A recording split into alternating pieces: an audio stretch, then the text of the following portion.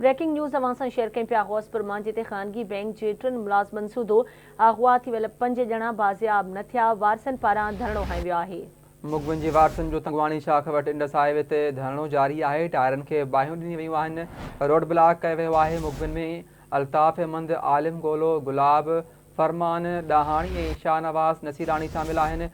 मुखबिन खे 25 ॾींहं अॻु उनड़ पुल वारे इलाइक़े मां अणॼातल हथियारबंद अगवा करे विया हुआ, जॾहिं त असां सभु सख़्तु परेशान आहियूं। ॾोहारनि फ़ोन करे 80 लख रुपया भुंग तलब कयो आहे। मुखबिन जे वारसनि जो अहिड़ो चवणु आहे।